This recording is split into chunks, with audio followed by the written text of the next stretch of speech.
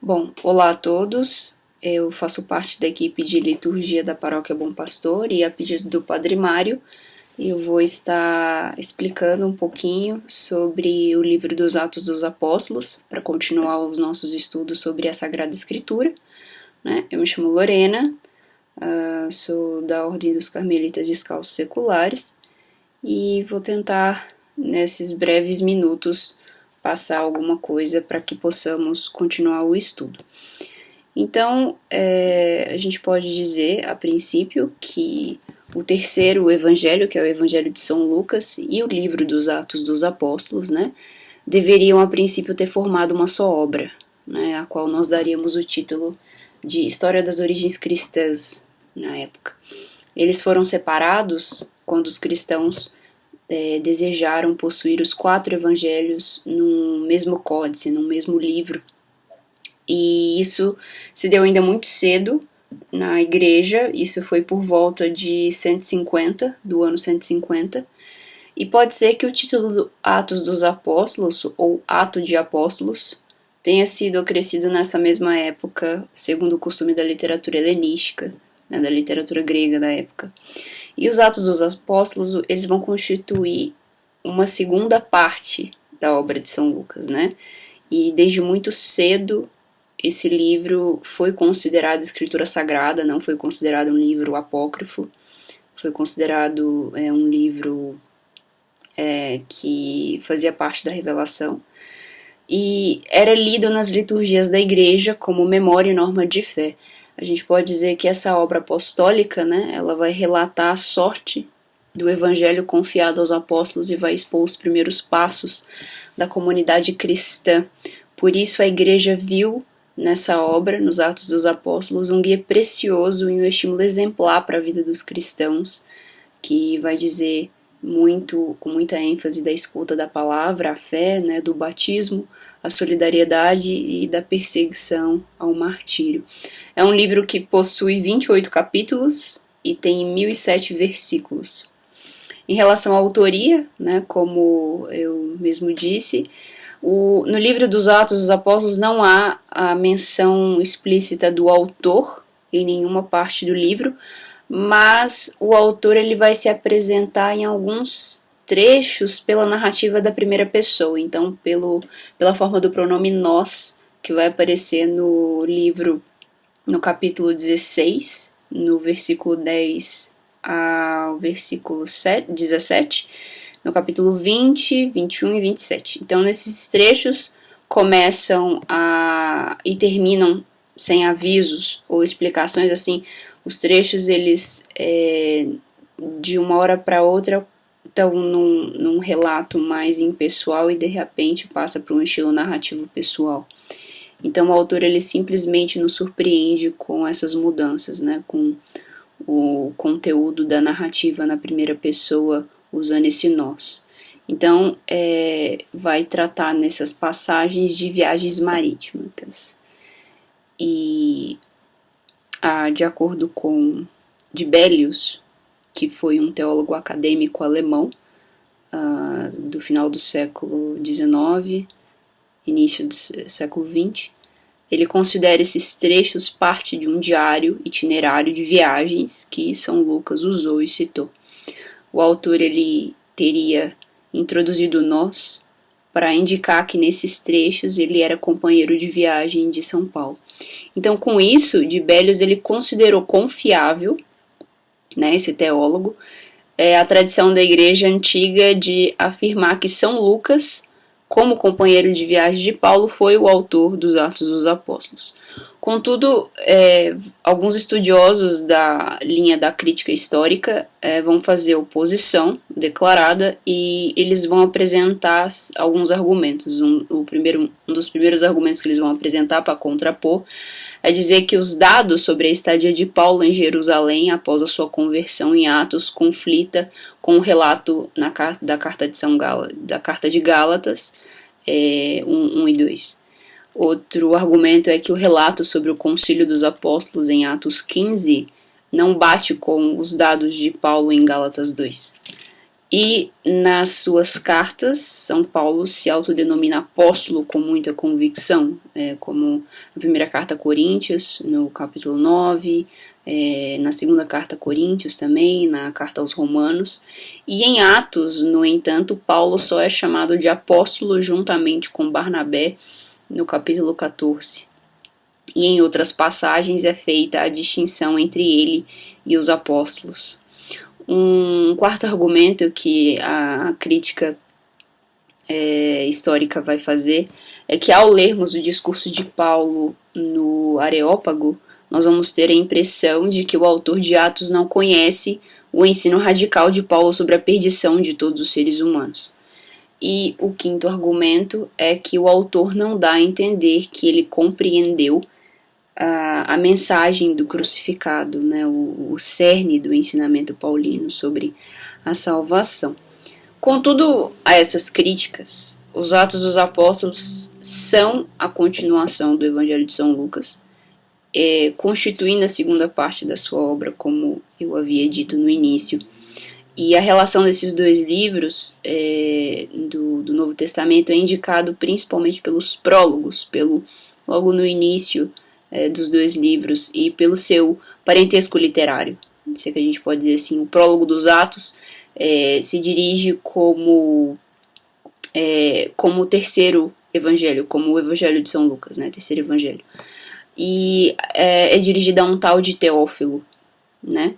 Tanto em Atos quanto no Evangelho a essa pessoa que o autor se dirige, né? No Evangelho vai ser como um primeiro livro, né, cujo conteúdo ele resume, cujos acontecimentos finais, que é a aparição de Jesus ressuscitado e a ascensão, ele vai retomar e dar sequência à narração depois em Atos, né? Suas características também, as características dos Atos dos Apóstolos, como vocabulário, gramática e estilo, quando se lê no grego, é muito parecido com o Evangelho de São Lucas. E eles se reencontram em todas as páginas,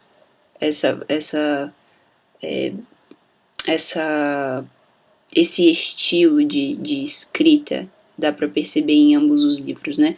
O que não daria não dá margem para duvidar de que seja o mesmo autor tanto em um quanto em outro livro. Quanto à datação dos livros,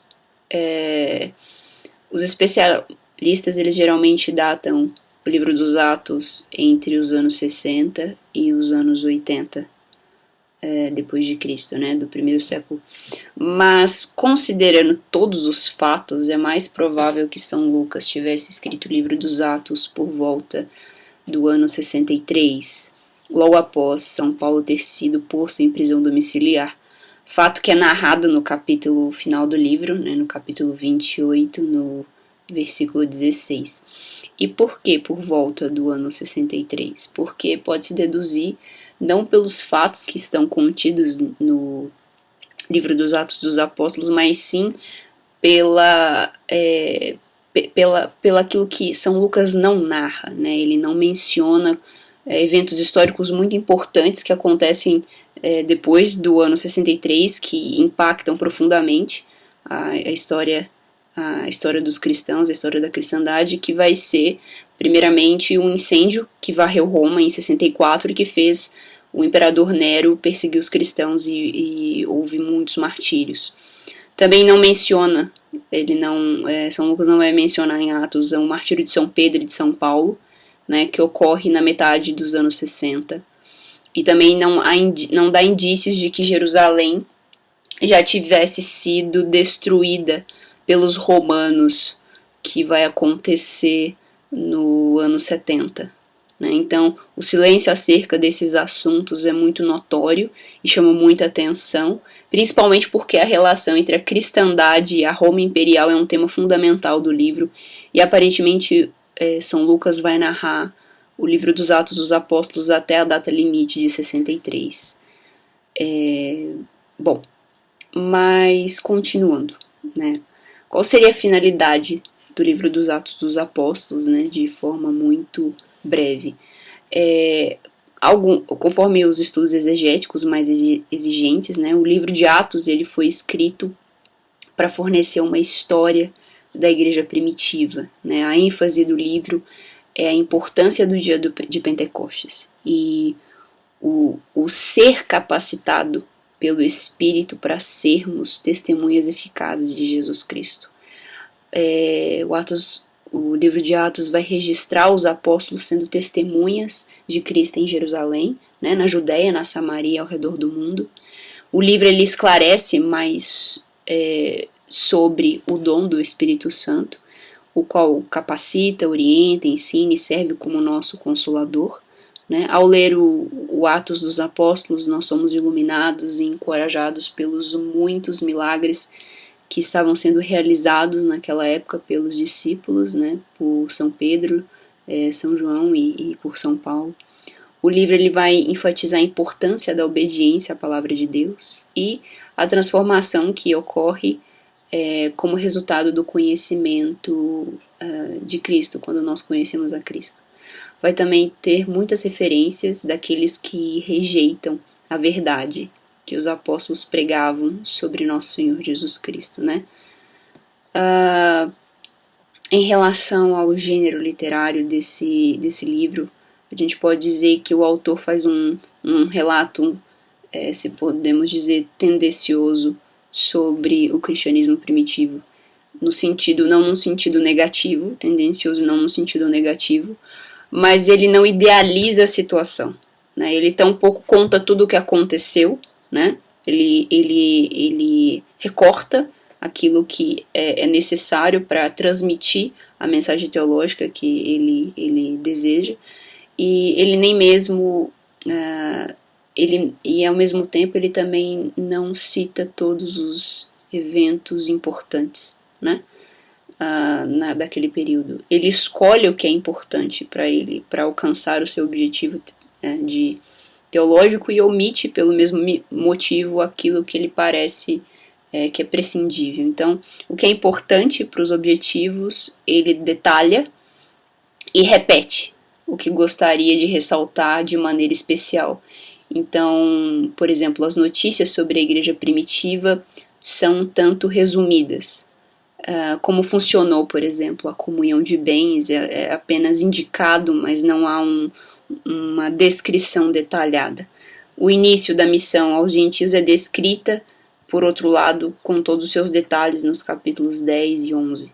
A perseguição iniciada por Herodes Agripa I só é mencionada, mesmo tendo feito do apóstolo São Tiago mártir, né? Em Atos 12, versículo 1. A história de Pedro e Cornélio é contada 2 vezes, tanto no capítulo 10 quanto no capítulo 11. A conversão de São Paulo é narrada até 3 vezes no capítulo, como a gente vê no capítulo 9, capítulo 22 e capítulo 26. Em tudo isso vai se perceber uma estrutura intencional do autor, né? A gente vai perceber esse aspecto também nos resumos que ele faz. Eles têm a função, esses resumos, de funções semelhantes aos resumos que nós encontramos no Evangelho de São Marcos, que no caso do Evangelho de São Marcos, os resumos que contém no Evangelho de São Marcos servem para mostrar o mistério global de Jesus Cristo, né? Em Atos vai refletir esses resumos a vida da igreja primitiva como um todo. Então o autor ele só entra em detalhe quando isso é importante para a continuação da sua história. Por exemplo, em Atos 4, quando fala da oração fervorosa da igreja oprimida, né? Uma forma muito usada pelo autor para apresentar a vida da igreja são os discursos e os sermões, né? Eles aparecem no seu relato em pontos estratégicos de mudança. Então o autor ele vai usar as diferentes formas cristãs de discurso. Então o sermão de Estevão, dando a interpretação cristã da história de Israel, de Pedro, né, que registrou vários sermões evangelísticos, O autor também anotou sermões evangelísticos de Paulo, pregados aos judeus e aos gentios. Vai ter também o discurso de São Paulo no Areópago, né, que que chamou a atenção de muitas pessoas. E temos ainda as palavras de Paulo diante dos anciões de Éfeso em Mileto. Após o seu aprisionamento em Jerusalém, também temos o seu sermão, que é narrado no livro, e diante do Sinédrio, além de relatar o sermão de Paulo a Festo e a Agripa. Muitos intérpretes do método histórico-crítico consideram os discursos e sermões frutos da imaginação do autor e não discursos proferidos de fato.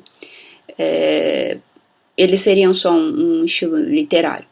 Só que, se a indicação de Guattari sobre a historiografia antiga, né, citando Tucídides, que foi um historiador da Grécia Antiga, que viveu por volta de 460 a.C., vai contradizer essa posição do método histórico-crítico de dizer que os estudos são só fruto da imaginação do autor. Tucídides ele elaborou os discursos na sua obra porque não conseguia lembrá-los textualmente ipsis literis, de acordo com aquilo que foi proferido. Mas ele se esforçou para que aquilo que ele reproduziu de forma escrita fosse o mais fielmente possível o sentido daquilo que ele tinha dito, né? Isso poderia servir de princípio para avaliação dos discursos em Atos dos Apóstolos, porque é pouco provável que alguém tenha anotado os discursos quando foram proferidos, né? Mas isso poderia ter acontecido nos sermões de Jesus, porque de acordo com os costumes judeus e rabínicos, havia-se o costume de anotar os discursos proferidos por rabinos e mestres e doutores da lei. Mas provavelmente isso não deve ter acontecido com os discursos de Atos. Porém, Lucas não pôde provavelmente nem ter sido considerado uma figura que estava presente em todos os sermões proferidos, né? Mas o que deve ter acontecido é que ele deve ter feito o método que Tucídides fez, que foi como o próprio São Lucas vai narrar no capítulo 1, do 1 ao 4, né, que ele precisou fazer uma investigação acurada de tudo o que tinha sido registrado para depois anotar e organizar o material. Então nós podemos imaginar que os discursos dos apóstolos tenham sido transmitidos oralmente, e nós precisamos pressupor que houve preocupação por exatidão histórica, pois o autor ressalta explicitamente essa atitude, né? E não há exatamente por que duvidar disso, já que eram discursos proferidos por pessoas já mesmo naquela época extremamente importantes para a igreja primitiva. Em resumo, o livro de Atos ele apresenta a história da igreja cristã e a propagação do evangelho de Jesus Cristo como acrescente à oposição, a crescente oposição que estava acontecendo em relação ao evangelho. E embora muitos servos fiéis tenham sido usados para pregar e ensinar o evangelho de Jesus Cristo, como por exemplo Saulo, né, que depois vai ser Paulo, né, antes de se converter, Paulo tinha grande prazer em perseguir e matar cristãos, né, então nós vamos ter a dramática conversão de São Paulo na estrada de Damasco, e é um dos destaques dos livros de Atos. Após a sua conversão, ele foi para o extremo oposto, né, de amar a Deus e pregar a sua palavra com poder, fervor e o Espírito de Deus vivo e verdadeiro, né. Também vai ter os discípulos que foram capacitados pelo Espírito Santo para serem suas testemunhas em Jerusalém, na Judéia e na Samaria e até os confins da terra.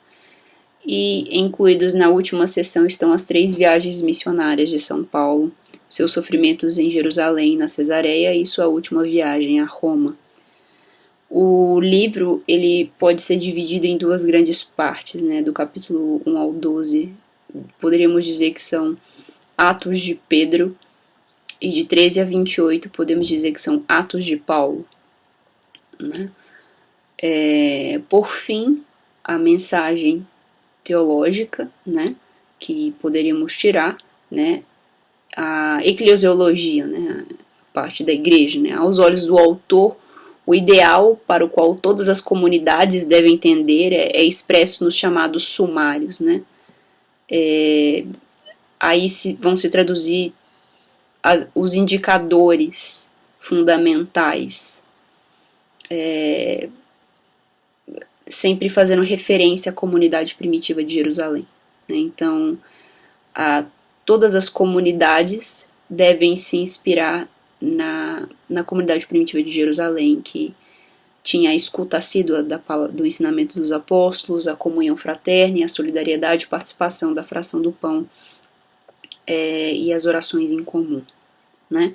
Um dos pontos fundamentais na trama literária dos Atos é a passagem do judaísmo para o cristianismo. Então, e de fato os primeiros cristãos, que eram judeus, de origem judaica, deviam dar um salto de convicção, que era a crença de que a salvação vinha pela lei, como mostra em Atos 15, para a salvação que é dada pela fé em Cristo.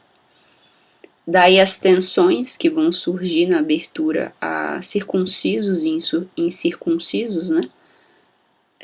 Ou seja, de judeus e não judeus, e na passagem do evangelho para os pagãos, né? Então, este dado teológico ajuda a compreender a intenção do autor ao compor a sua obra, né? Lucas pensava sobretudo em um público cristão, constituído por judeus e não judeus. Ele foi um homem da unidade da comunhão, né?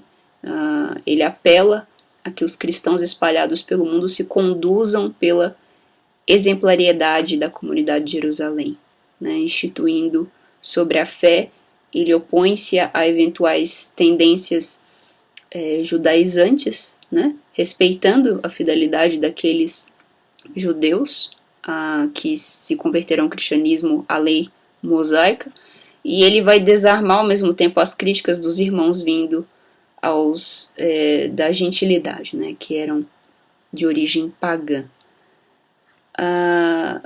mostrando que a igreja é una, né, ela é universal, né, católico significa universal. Então é isso, eu não esgotei o assunto. Uma recomendação de leitura para estudo seria esse livro dos Atos dos Apóstolos, do Scott Hahn e do Kurt Micht, que é Caderno de Estudos Bíblicos, para quem quiser se aprofundar. Agradeço muito e até uma próxima.